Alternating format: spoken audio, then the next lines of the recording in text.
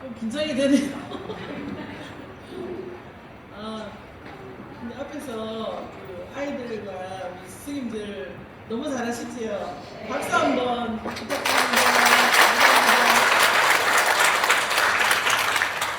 뒤에서 보니까 너무 예쁜 것 같아요.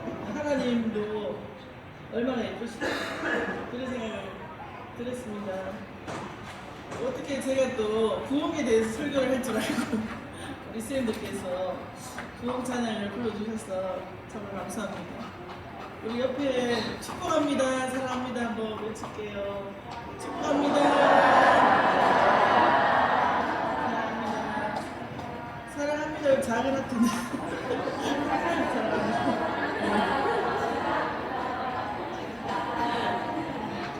긴장이 되니까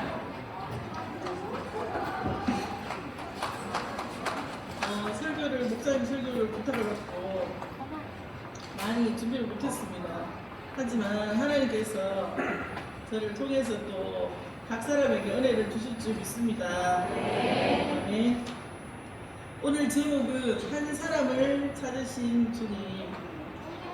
우리 에스겔 37장 14절은 목사님께서 읽어주셨는데 에스겔 1장 37장 1절에서 5절까지 우리 한 목소리로 같이 읽겠습니다.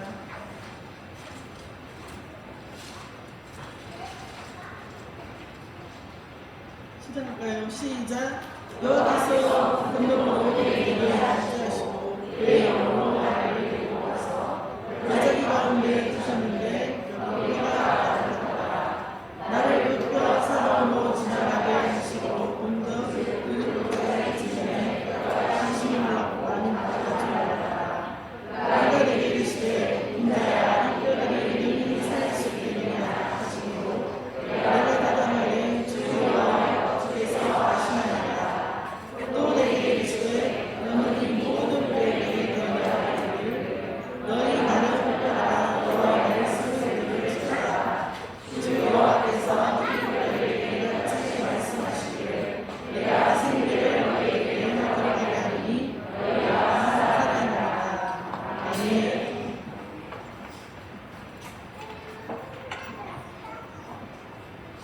오늘 무리 한 사람을 또 잠깐 예화를 소개시켜드리겠습니다.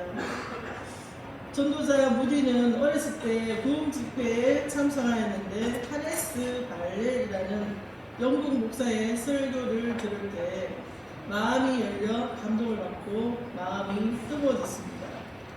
그 목사님은 하나님께서 지금도 온전히 헌신하는 사람만 있으면 그를 통해서 지금까지 나타나지 않았던 더 큰 일을 할 수가 있다 설교를 하셨습니다.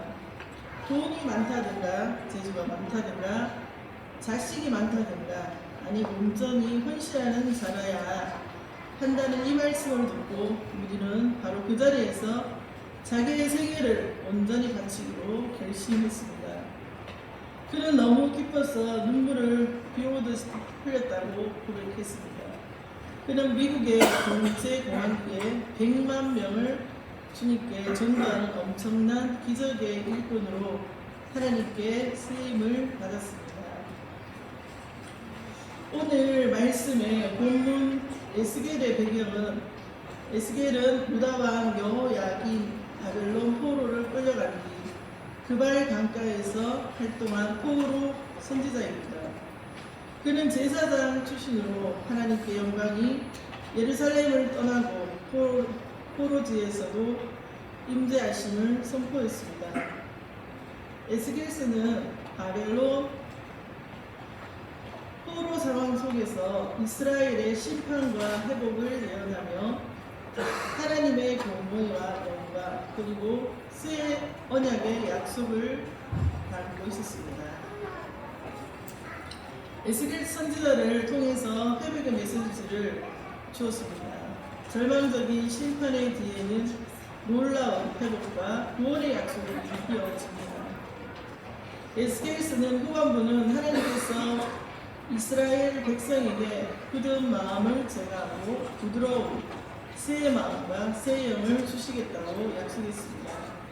이것은 단순한 과거로 돌아가는 것이 아니라 완전히 새롭게 회복해 주셨습니다. 주신다는 약속을 하셨습니다.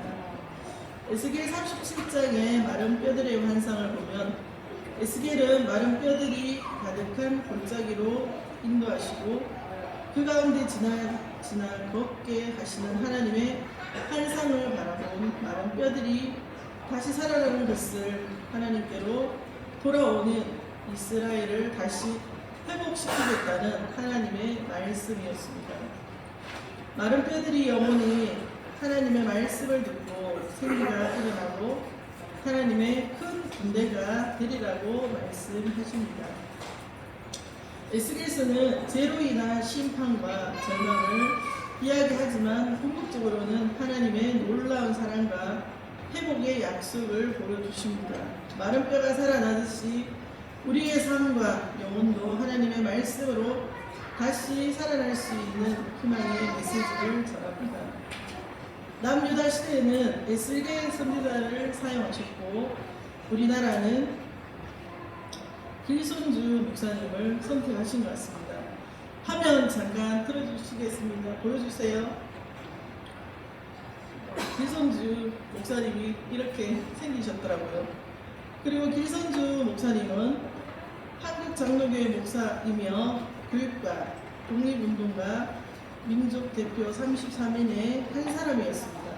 조선의 기독교 아버지라고도 불렸고 호는 영계, 또 자는 윤열이다 이렇게 표현이 되어 있습니다.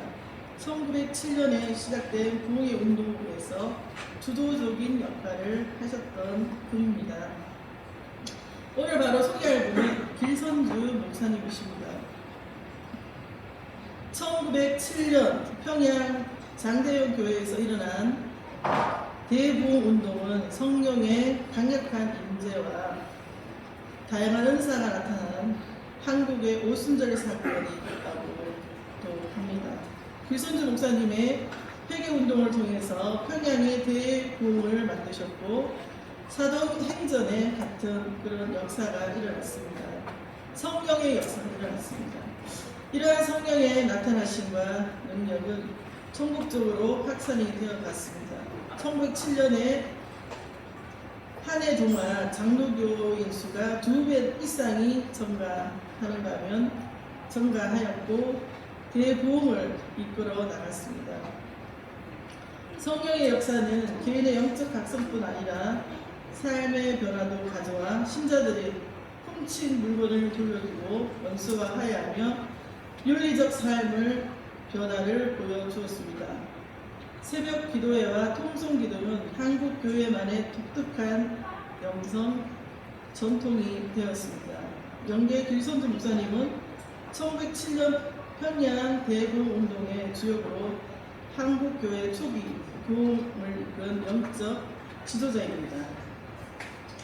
1907년 평양 장대현 교회에서 일어났던 대부흥은 한국 교회에서 가장 잘 알려진 성령 체험의 현장이었습니다. 이 부흥 집회는 1월, 2월부터 시작된 평양 지방 사경의 마지막 날들에 성령의 불이 임하였습니다. 첫 번째, 성령에 사로잡힌 깊은 회개, 통회의 기도입니다. 에스겔 선지자를 통해서 회복의 메시지를 주었던 것처럼 우리나라에도 부흥회 중 많은 이들이 자신의 죄를 자각하고 크게 통곡하였는데 단순히 감정적으로 과거의 악행을 뉘우치고 하나님 앞에 용서를 구했습니다. 밤이 깊어지도록 이어진 회개 기도는 마치 게세마네 예수님의 통곡이나 웰즈 대부흥 탄광촌의 회개 운동이 유사한 모습으로 전해집니다. 로마서 8장 26절에 보면 우리 한번 찾아볼까요? 로마서 8장 26절.